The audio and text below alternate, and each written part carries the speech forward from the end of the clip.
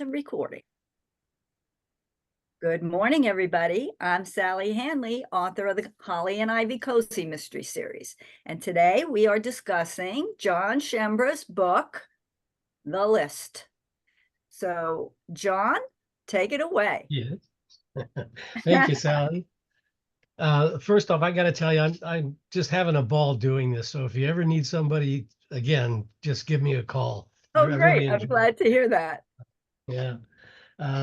Okay. The book, The List, is my fourth in the Vince Torelli series. Again, all the Vince Torelli books are standalone. You don't have to read them in order or anything. They're separate cases. And I want to do it when I was writing this book. One of the topics that you keep seeing and hearing a lot about is bullying. There's so much bullying going on in our schools and the workplace, whatever. So I thought I'd like to, kind of incorporate that into the book itself. And this regards the bullied child through middle school. Bruber, his last name's Bruber. The teacher didn't help because she mispronounced his name when she was calling roll the first day, and she called him John Blubber. So the kids locked onto that because he was overweight. The kids locked onto that, and he was mercilessly bullied. But I've had him grow up. He's psychotic, obviously, and he starts killing off all the kids, not kids, the people that bullied him in school. The worst, there was a group of about 4 or 5. So he starts killing them off. If you haven't read the book, he uses the tunnels that used to be under San Francisco. I reconstructed them. I opened them up again. But there was quite a miles and miles of underground tunnels under San Francisco in the 1800s and early 1900s. So I reconstructed that, and he uses that as his path to get from point A to point B. He stashes a couple bodies at different junctions and stuff. So it was fun to write, and I thought again it was a current topic that's always out there. Like human trafficking and bullying and fentanyl, all the hot button topics. So I thought I'd like to write that, so I did. Okay, so starting off, I asked the same questions I asked before. I'm assuming you all read the book, hopefully. What did you think of the opening chapter? Because I'm a big fan of having a really catchful first chapter. So the body turns up in a BART tunnel. I thought it was really good. I had never heard about I lived in San Francisco at one point, but I never heard about tunnels under the city at one point. And I thought that was so interesting from the standpoint of earthquakes, and you would not want to be down in one of those tunnels. Most of the tunnels have obviously all been filled in, but there are still pockets of them. There's like a 30-foot section that we actually walked through. That's what got me the idea too. And there's a huge craft store in San Francisco, right along the waterfront there, and they still have a 30-foot section of the tunnel, and you could drive a horse and carriage through there. It was amazing. And there's certain other sections, but not very much anymore. And the Chinese started it. They're the ones that started it.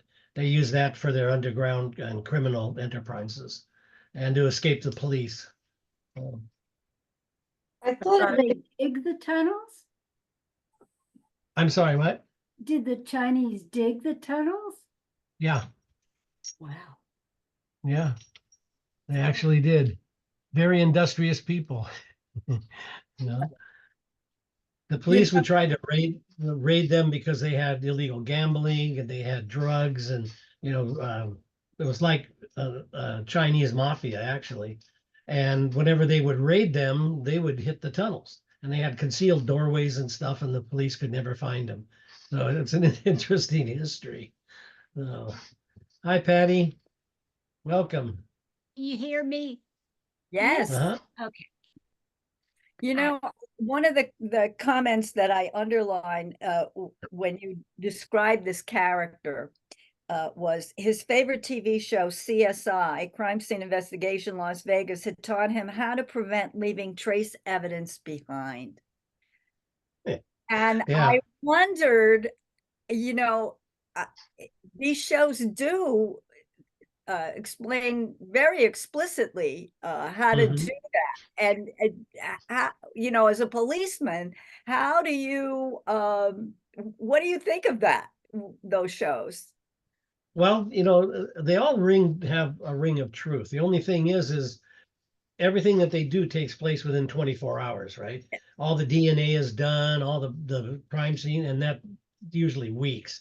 For a DNA sample to be analyzed and get a printout on it is usually anywhere from 1 to 6 months because there's such a backup. So, I mean, there's a give and take there, but some of the processes that they do are really good.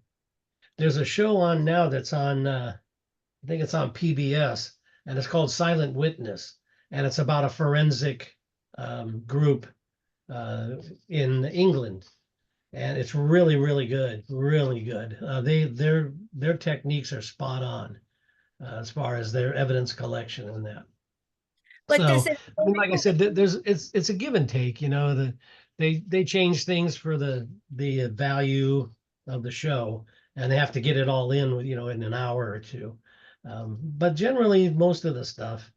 Um, I always like when they walk into a scene and they'll see a bullet casing or something, and they make some huge mistake. The officers that first get there, they'll say, "Oh, look, here's a bullet casing." No, you don't do that. It's gloved in a plastic evidence bag and that, but they still make mistakes. But overall, yeah, they show some pretty good stuff, pretty good techniques. but do police find it annoying that they're teaching criminals how to evade detection? Yeah, police get annoyed at everything. Do you think criminals Yeah. actually watch any significant proportion of them pay attention to this stuff? I'm sorry, I couldn't quite hear that. I got to turn my volume up a little bit here. Maybe Okay, mine. try again, please. Sorry. Do you think criminals actually watch and pay attention to these programs? I mean, it's I'm sure not really an action film, which seems to me to appeal more. I'm sure they do. I mean, a lot of the criminals think they're so much smarter than everybody else. That's what I tried to imbue in the character John Bruber in this book, that he was so much smarter than everybody else. And usually it's just their ego driving them. So I'm sure some of them do. Not all of them.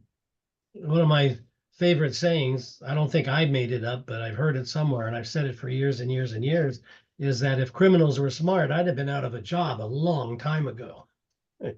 But they're just not that smart.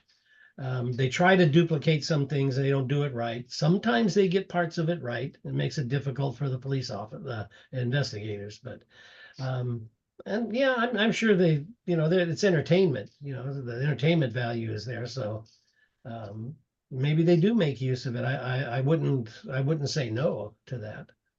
I have a friend who wrote a book and with a poker setting, and the agent told him that she didn't think it was going to have a big audience, and he said 90% of the men in America play poker. She said yes, but only 10% read. I was thinking of that about the Yep. forensic things. There always That's be a true. few that are actually smart and pay attention. But, Yeah. I would think, what is it? Die Hard would appeal more to the majority of them, Yeah. or whatever. Some of the things that I put in there are things that I actually did as an investigator. For instance, the part where Maddox goes out and stands by the sign and marks his height on the sign, then Yeah. that's how they got the height of the suspect. And I've done that. I've gone to stores that have been robbed, and sometimes they have marks on the door, sometimes they don't. I've gone to stores and we have video or photo of the suspect going out the door. And I've stood there, I'm 5'10", and I marked 5'10" on their door and then compared it, and got a pretty good idea of how tall the suspect was. So you can't rely on witness statements. You get 5 witnesses, they saw 5 different things, you know. And if It's, you're standing where I am, they all look big. They all look tall. Yeah. So, You know, so it's I relative, I'm incorporated a sure. few things like that in there. Doesn't And fear make you enlarge? If you're Does really what? afraid, if you're really afraid, doesn't it make you see people as bigger and more menacing? Yeah, I think so. I absolutely believe that. I think they do, because you got that fear factor, and everything bad always looks worse than it really is. So you see a bad guy armed with a gun, abusing somebody with it during a robbery. You tend to put him at 6'2", 6'3", 240 pounds. In reality, he's 5'9" and weighs 160 pounds. So we don't put total, I guess you could say, we don't put total trust in witness statements. I mean, they're used to guide you, and mostly to eliminate other stuff. You've seen I'm sure you all seen the crime programs where they do the composite drawings or the artist drawings. Those are not to identify the suspects. It's to eliminate a vast majority of people and narrow your suspect range down. Because some of them are incredibly accurate, but a lot of times they're not that accurate. But it will eliminate the 6'4" guy from the 5'10" guy. Things like that. You So, know, one thing that I thought of when I read your first chapter, and then thinking back to Tony Hevron's book, in books that I don't know if this is in all books that police write, but it's kind of like the reader knows who done it. And the book is all about how are the police going to find this person and apprehend him. And I thought that's very different from, like other mysteries where it's all about trying to guess who the suspect is. in a couple of my books, that's exactly that's the difference between a mystery and a thriller. A mystery is you don't know who did it, right? A Right. thriller is you know how they did it, and it's the chase after him. But in Retribution, you don't know who the killer is.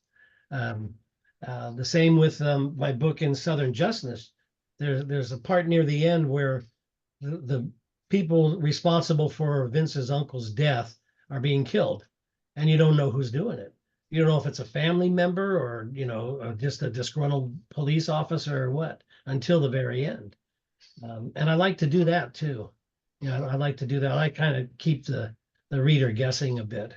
Do Yes, you know, I had that book and I started to read it, and you're right. That one is different.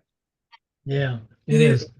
do you know the killer yourself in the end when you're writing this? Yes. Yeah, I know. What I do when I write is I write the first chapter because I think that's one of the most important, and then I'll write a last chapter, and it may have 3 or 4 different endings.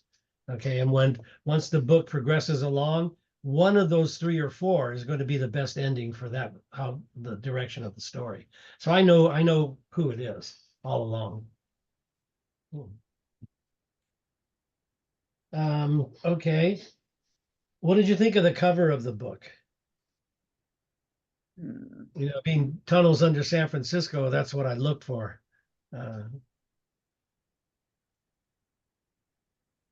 Yeah. I think it was See it? There we Oh, go. tunnels, yeah. Yeah, see, it's a tunnel with a silhouette in the back, the light behind him. And again, the cover artist, his name's Jaden. I sent him this picture of the tunnel, but this guy wasn't there. I sent him that picture and said, can you use this and can you put a silhouette in there? And like I said, 2 weeks later, there it was. The guy's just amazing. He put a light behind him and put the silhouette in there, and the guy just does amazing work. Been really, really pleased with him on the cover art. So gives you an idea of what it was like. And then of course there's several scenes in the book itself where Vince and his partner actually go down in the tunnel and track the guy. You know, there's kind of a little chase type thing going on in the tunnels. So I found it hard to read the title. I did. yeah, it is difficult to read because it's shaded on the top and the bottom. Think less If I shady. had my would have druthers, it would be more visible. If I'd had my druthers, but I didn't think about that at the time. So Yeah, and when it's I, just, when Yeah, when it's it's small, reduced, it's really hard. yeah. yeah, yeah, I could see the cover on my my Fire. This is Mhm. a Kindle Fire, but on my black and white Kindle, it was hard to yeah. read the cover. I But agree. Yeah, tunnels, yeah, it's really good. I like the tunnel part. That does look pretty sharp. It draws your attention. yeah. And again, I've said this before that I'm a big fan of having an eye-catching cover. And I looked and looked and looked. I looked through all these free sites that have all these photographs and drawings and stuff that you can use. And I finally found that tunnel. And it took me quite a while to find the one that I really liked. And then after the book was published, I was getting rid of some old photographs. And about 4 or 5 years ago, we were with some friends. We went up to Hetch Hetchy Reservoir, and you can walk on the reservoir. And if you start at this end, where the road ends, you can walk across. There's a tunnel at the end that would have been perfect. It would have been perfect. That I took a picture of, and I still have that picture. And I thought, damn, I had it the whole time. But I'm not unhappy with this at all. He did such an excellent job. But no. The characters, did they work for you? I threw in the female BART officer as the liaison with the SFPD. I would like to have known more about the good guys' personality and a little bit about more of their personal lives and influences. We mentioned his wife in passing a couple of times, Torelli's. And Yeah. as far as the female character, she could have been anything. I didn't know enough about her personally to Okay. have much involvement. I Okay. knew a lot more about the killer. Yeah, you did And I a felt lot for about his it. when he was bullied, and that really kept me interested in him a lot. Oop, darn, dropped something. Female character did perk my interest. I would hope that you would continue with her in maybe some Yeah, novels. yeah, I will. This book that I'm writing now, The Night Caller, the primary protagonist is a detective sergeant with Richmond County Sheriff's out of Augusta, Georgia. And the way I got her in there, she's not a knockout bomb, that every man's gonna turn and look at as she goes by, but she is attractive. She does catch people's eyes. She doesn't overdo the makeup. In fact, she wears very little makeup at work. Hair is in a ponytail. She's very businesslike. She's very smart. She's very tough. So I did do that in that book. Let's see what other one. But that was his observation right at the beginning. There was little after that about her personally. And I just thought she could be interesting. I'd like to know more. Yeah, the one in the list. Yeah, Yeah. yeah. I agree. Yeah, I could have developed them a little better, I think. You know, John, I'm prejudiced. I never saw your cover because I was involved with your beta group then. But aside from the wife, I thought the way you developed the characters worked very well, and the slow development of Blubber and his identification, I thought was spot on. And I don't have the book in front of me right now, but as I recall, uh, with the high school yearbooks, uh, that was a detective protocol or action that I think very few people are aware of, and I don't think I've ever seen it in a TV show. Well done. Well, thank you. I It, got you know, and it is an aspect of law enforcement investigations where you spend hours and hours and hours doing all this trivial, minute stuff. Sometimes it breaks the case, sometimes it doesn't, but it has to be done. Like in some of these TV programs, not a big fan of them. They get the phone call, 3 hours after the murder, they get an anonymous phone call, and that breaks the case. That doesn't happen.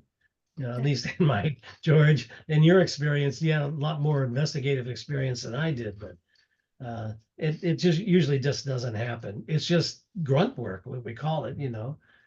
I don't know if you're a fan of Harry Bosch, Michael Connolly, but there's a series on HBO or Netflix or whatever, the Harry Bosch series, and it shows his Prime. desk.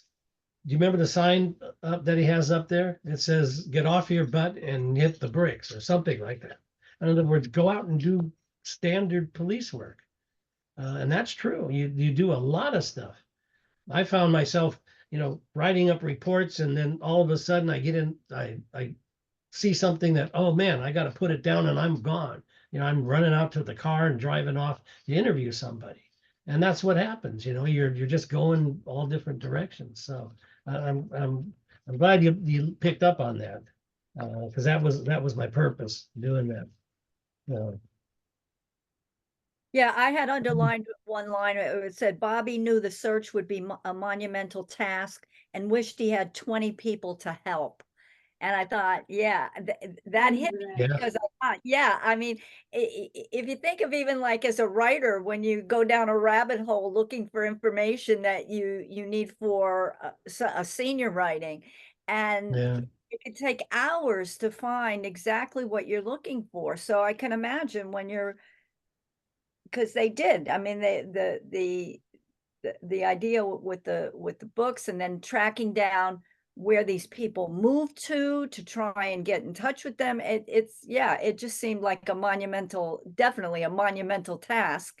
And, the police have to be out there policing, not sitting doing this research work. Yeah. And a lot of times, again, TV shows don't always aren't really accurate. The detective will go out and he's telling this uniformed officer to go do this and this uniformed officer to go do that. That doesn't happen. Most of the time, they don't have 8 other officers at the scene. Initially, everybody's going to roll, but as soon as they find out that those other officers aren't needed, they're sent back to do their job, because they have a beat to take care of. They don't just get to hang around and smoke cigarettes and drink coffee. They have their work they have to do. And these investigators that are very authoritative, go over here and do this and talk to this person, go over here and, pick up this evidence or whatever. Usually they're handling most of that themselves, or there's going to be 1 or 2 others that are going to help him or her. So. What did you think of the ending on the book? I don't want to say it in case anybody hasn't read it. I thought it was 'Cause- appropriate. Good. I'm I trying. did too. I didn't want Vince to have. Has everybody read the book or plan to read it? I read it. Yeah. Okay, if everybody's read it, then we talked about it. I just didn't want to do a spoiler. I've got comments from people who read the book that you sympathize with Gruber, right? Yeah. Because he was so bullied. So I didn't want him to be just some savage, shoot him out with the cops killer type guy. I just want him to be a disturbed guy who was, doing what he felt he had to do. So the suicide thing to me was the more appropriate ending. He had to die. I mean, that Yeah.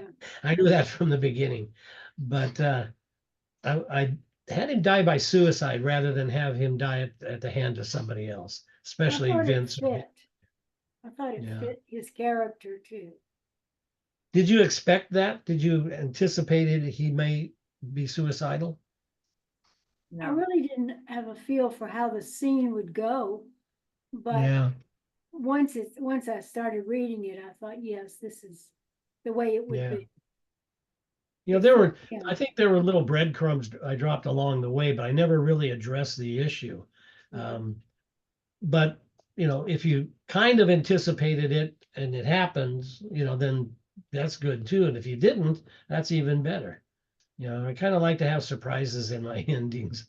So, I kind of sympathized with him until he cut the arms and legs off of that one. Yeah. And I mean, the people previously were kind of drugged before he did things to them. yeah, So he lost my sympathy at that point. yeah. But he did what he did for a reason. And I don't know if you caught that or not. The guy who was the most physical, he cut off his arms, because that's what he used to abuse him. Um, took the eyes out of another guy because he was always, looking him up and teasing him about the way he looked and that. So he was getting back at them the way that he felt he was bullied by them, whether it was physical or mental or, whatever. I got that part, but I thought he had drugged the first Yeah, he couple did. victims. Or Yeah, they, he did after at the they were bar. dead, one of them. So that he wasn't cutting the guy's eyes out while he was awake. No, Whereas no. he didn't drug the guy that he cut his arms and legs off of. I mean, that Well, I made him lost my crazy. sympathy. Yeah. I wanted him to be crazy, and that's a crazy thing. You really have to be mentally disturbed. And I wanted that to come across too. So, I mean, I really enjoyed writing that book. I think it was one of my best ones. Um, some of the questions on that Sally gave me, it says, what made the setting unique or important? Well, we're not going to discuss that. We already have. It's the tunnels and the reason that he was committing the murders. Did you see any of the characters change during the course of the book? I thought the Like maybe killer showing did. empathy?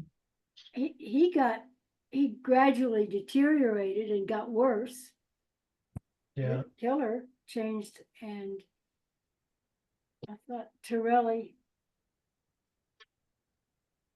as Torelli learned more, I think in a way he kind of thought he could see how it happened Yeah. rather than That, he's just some psycho. He could see what was leading up to the guy yeah. becoming what he did. And I think at the very end, when the suicide did occur, that it really bothered Torelli, and that's what I was looking for, that he empathized with the poor guy because he knew why he was doing it by then, right? He knew what was going on. Yeah. And he tried his best to keep him alive. That's why I didn't want anybody to shoot him, because he was working real hard to convince him to stay alive, and it just didn't work. And I think it really bothered him. So, um, that's kind of interesting because I wonder why it is so important to keep a character like that alive, even in the policeman's eyes, because he's mentally ill and he's Mhm. going to spend the rest of his life in prison. Why would it be so important to a policeman knowing that to keep him alive? Well, it depends on the case that the officer works, but you get invested in these cases and you get invested in the people, whether it's other officers and whether it's suspects. Some of them make you hate them, and you want them to burn in hell forever. But other ones are more pitiful, so to speak. You know what I mean? Yes, he's mentally ill, but the reason was not his fault that he was mentally ill. It was the fault of him being bullied for years. Um, and in I put myself in that situation at the end, and that's the way I felt. I wouldn't want him to die, you know. Yeah, prison the rest of his life. He could never get out of prison because he was, I don't irreversibly crazy. But I didn't think he really needed to die, in spite of how heinous some of the crimes were. And I think he was driven more by his mental illness than how he really was, you know. And I think Torelli respected his intelligence in a way. Yeah. It certainly made him work a lot harder Hmm. to figure it out, and trying to think how the guy would be thinking and what he might Yeah. do was work for Torelli. He had to think about it. Yeah. Just The house where the ending happened was I made it in Pleasant Hill. It's my best friend's house. Uh, It's one of my best friend's house, and you should have seen him when he read it. Shit, that's my house. I like throwing stuff like that in there too. I think I told you before, for one of the cops, I used my childhood address, 360 Anza Way in San Leandro. That was where I grew up, and I used that address as one of the cops in Retribution, I believe, or no, Blood Debt. In Blood Debt, I used my home address. So, and a couple of my cousins knew right away. I mean, obviously, but I like doing little fun things like that and see if anybody catches it. Sometimes they do. Did somebody still live in your house that you grew up Yeah. in? Yeah. Did they know that you wrote this? The neighborhood hasn't hardly changed at all. It's right off the Nimitz Freeway, if you're not familiar with that area. Right off 2 blocks off the Nimitz Freeway. And my folks bought the house brand new. So obviously a lot of my family members and friends that have read the books, they're familiar with the area. And I think I also mentioned before too that I like to put real places in my books. The restaurants the cops go to, the streets they take to get here and there, they're all real places. And I think that adds some validity to the story. So I've had some good comments on that. They say, "Oh, I really liked reading because I'm familiar with this area," So it helps them picture the story a little better, I think. So, excuse me. John, John, John, Yes. and folks, that area that you lived at is still a popular neighborhood. It's called Floresta Gardens, and Yep. at one time I knew 3 cops living on Anza Way. Oh, So really? it's there. Yeah. But Yeah. I'd like to comment on Torelli wanting him alive. I, nobody used the word understand. As the investigation progressed, you know, the reader, myself and Torelli and everybody else start understanding Gruber. Now, the difference between understanding and like or anything else doesn't work.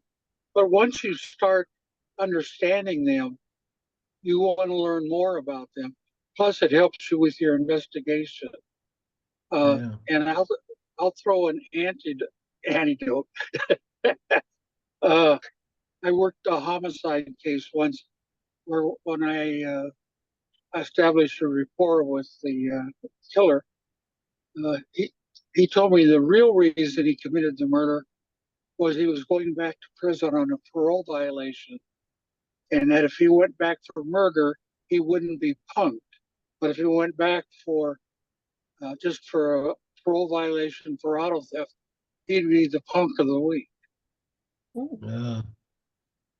Wow. Yeah. You know, So he and killed.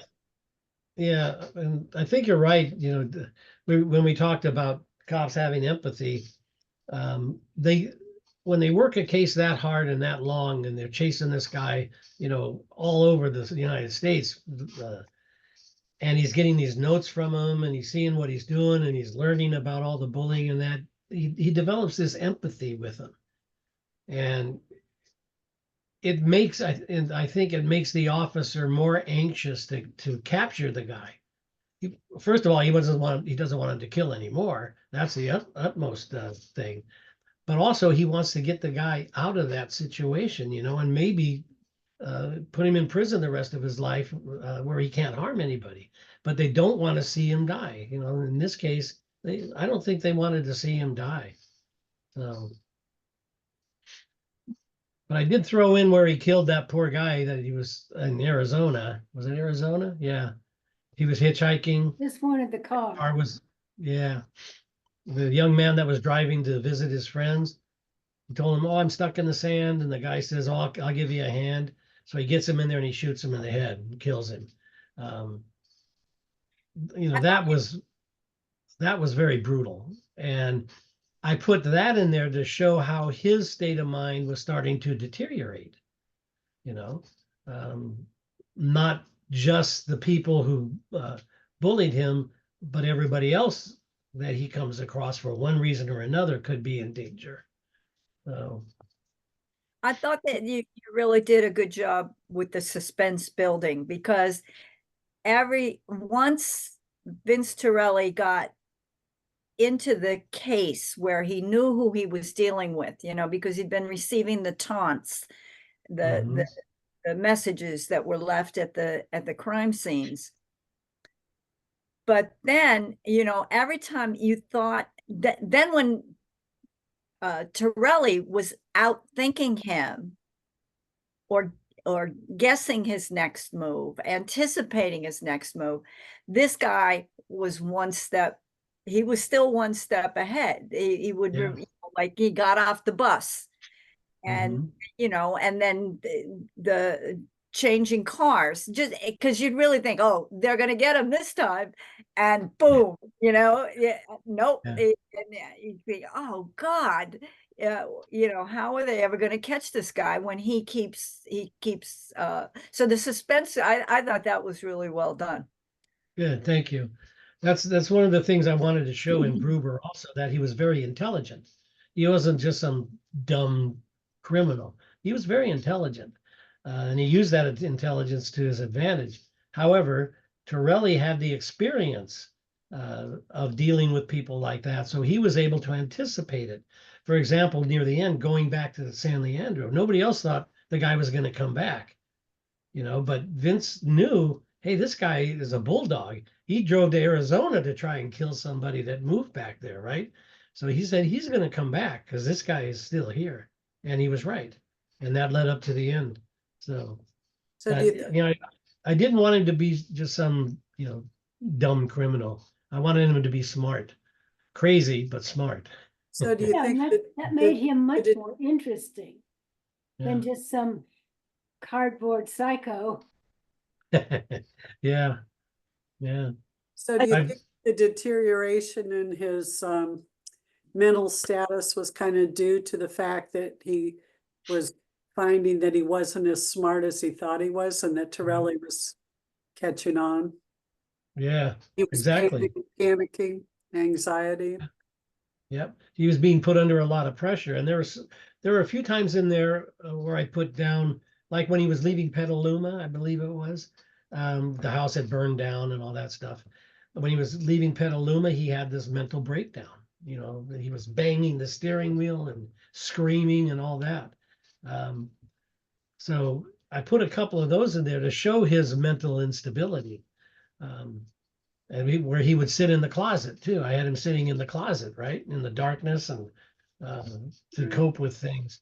So I tried to show how mentally unstable he was, as well as how intelligent he was. And I'm glad that you picked up on that, because I was curious about whether that would really work. And I think it did. I think it did. So Um, let's see. How credible did you find the narrator to be? That would be me, because I write in the third person. But Vince and his partner and the female sergeant. I didn't notice much narration. It was usually in someone's point of view Yeah, that I found believable. yeah. Did you find the characters though believable? I mean, there's Vince Yes. Torelli, he's a bulldog, very driven. Yes, Darlene. I found the characters very believable, and I like the way you move the story along, where you, as Sally said, where you created tension with misleading information, or they were there too late, or things change course, which is always what happens in an investigation. Yeah, Found it very, very interesting. good. I'm glad. I'm glad to hear, I've gotten some reviews on them, that usually a lot of them are cookie cutter type reviews. But I like this setting much better because I can hear what works and I can hear what didn't work, and change things around for the next book or whatever. So it's nice to have people tell me what really worked in the book and what didn't. Was there anything in the book that you felt just didn't work? There's always something. I know it's in there somewhere, but Since I'm not familiar with the area, I thought some of the detail was more than I needed. I sort of skimmed over all the streets he took getting from one to another, one place to Okay. another, because it just didn't mean anything to me. all right, Interesting. all right. It didn't disturb me from the story, but it wasn't, I didn't need it. I know exactly what you're talking about. 'Cause I've mentioned this before, but I was reading a book and I got about 40% in there and I just couldn't read anymore because I'd read, a chapter or half a chapter. And then the author just went off on a tangent and just saying all this stuff that didn't relate to the story. So I'm going through pages, I'm going through 8, 10, 12 pages at a time. And finally, I just said, the hell with it. I can't read this book. And I worry about that. And I don't know if you're all our authors too. I don't know if you worry about that too. Am I saying too much? Or is it too little? It's hard to find that exact, Was it Yeah. was it a mystery? A mystery you were reading? yes. Yeah. It was a mystery. Was it the But- information dump sort of thing? Yeah, Talk pretty about? much. Yeah. Yeah. Well, and I think I might have told you this, but in my first book in MP, when I was so pleased when the publisher said that to send the book off to her. So I sent it off to her and she gave it to her editor. And she said, you'll get it back with suggested changes, additions or eliminations. Well, the editor used red highlighting. Oh, I got that book back. It was hemorrhaging to death. And so there was so much in there. And their comment on there was, this is an information dump. You don't need to do it this way. Weave it into the story. Maybe in a conversation that they're having, you can put some of it in. And they said, keep it a lot shorter. So, I mean, I was a new author. I didn't know what the hell I was doing. But comments like that really, really help. Really help. So, yeah, it was, I'm very conscious about that information dump.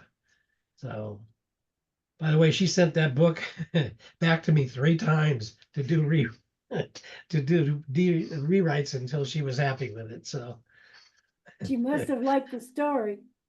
yeah, I don't think they usually bother with that many tries. I have one question. A bolo, be on the lookout. What's yeah. the BOLO and BOL, just BOL? It's the same thing. In my police department, we'd say there's a BOL, be on the lookout. Right. But a lot of agencies, they put BOLO, be on the lookout. Just depends they mean exactly the same thing. It just depends on the department, you know, how they express it. So. That's another thing I did too, is I tried not to use too much, you know, police talk, police language in there, because not everybody that reads the book is going to be familiar with law enforcement. And I venture to say the majority of my audience is people like that. They watch a lot of TV, so they have a lot of misconceptions. But I didn't want to be throwing in a lot of police jargon and shortcuts that we take in our speech to other cops and dispatch and that, because I thought that could have been confusing. So I think I did okay on that. Other than the BOLO, I must not have said what it was. I must have just used it, right? No, it's just, I mean, I knew what it was, but I had never seen it. Everybody always says bolo, which is why when I saw just BOL, I wondered if that was something different. No, But same it's not. exact thing. You Yeah, know, I was in Contra Costa County, and a lot of the agencies in Contra Costa used BOL. Okay. But larger agencies neighboring like Oakland or San Francisco or them, they use the BOLO. I think you Just did a good depends. job with, we understood, you know, the police jargon you did use and what you followed through with. I think sometimes if you use too much, it becomes distracting. Yeah. Yeah, because you get lost if they use all these acronyms, you know, and initials and that. The average person's not going to know a lot of that. So I try to avoid that. I'll spell it out in the book rather than just put BOL. I'll say, let's get a be on the lookout out to the other agencies rather than a BOLO, you know, because some people just they won't know what that is. So, so what else did you see in the book that you didn't like? Anything you didn't like in particular? That's what I'm really looking for. Oh God, it's the perfect book. Actually, the interesting thing is I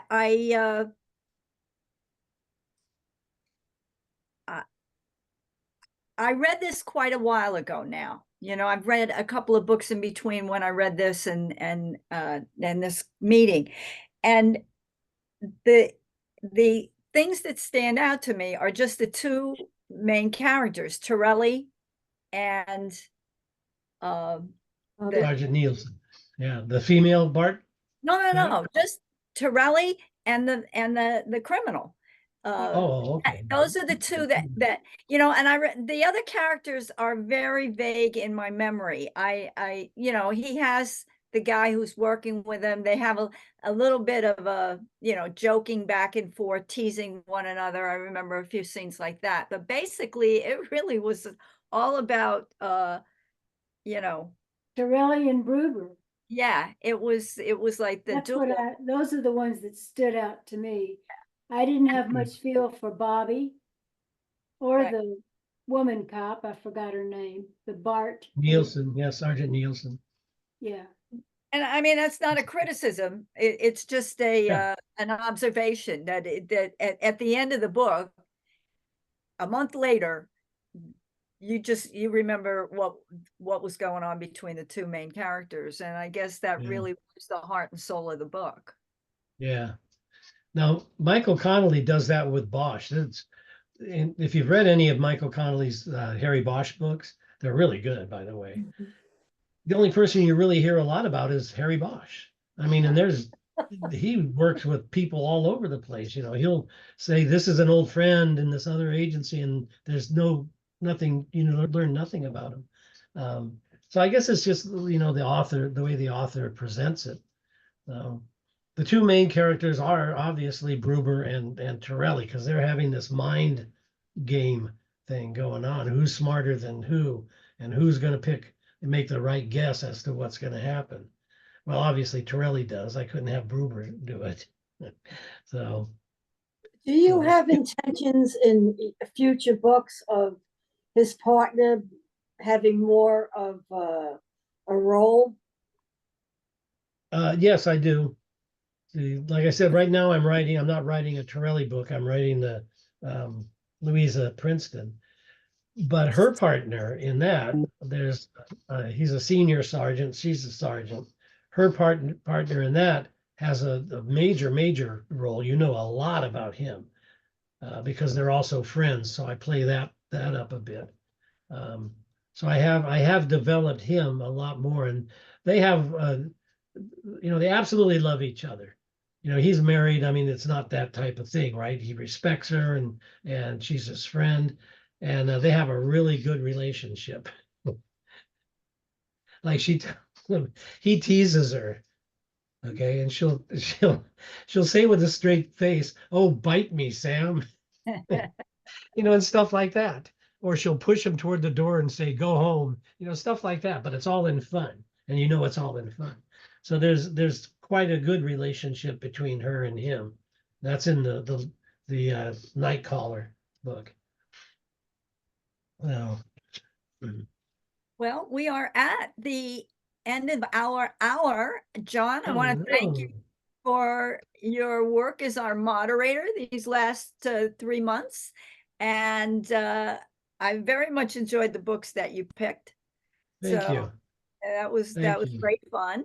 And Judy Bush, Judy is going to be moderating the next quarter.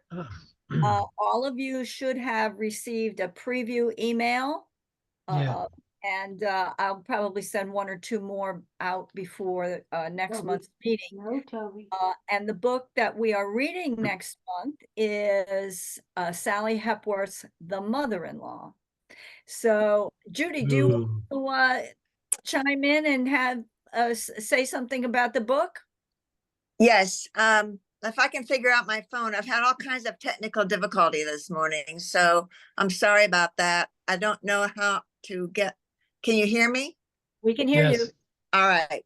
I guess you just can't see me. I don't know how to do that. So yes, I read this book. I enjoyed it. It's in first person. And it's present tense is what I'm trying to say. It's present tense. I enjoyed it very much. It's a mystery. I thought it's about a mother-in-law who becomes the victim. And then the story is about, a lot of it is talking about how it led up to the murder. So, but I thought it was very interesting and well written. So I enjoyed that very much. So I think you will enjoy it. I'd like to know, I'll be interested in your point of view. Great. Okay, anybody have any parting comments to make? I enjoyed The only book. thing I'd like to say is please write a review on all 3 of the books that we discussed at Goodreads or Amazon or whatever sites you go to. You all know how important reviews are, so it would be a big help. I want to thank you, Sally, for asking me to moderate. I had a blast. And like I said, if you ever need somebody to fill in here and there, let me know. I'll be happy to Okay. do it. So, Happy to hear that, John. Thank you. all right. All right, signing off. See you all next. Signing off. Thank you. Fine, thank you. And I'll see you at the next meeting. I've joined your book club, by the way. Excellent. We look forward to having you on board.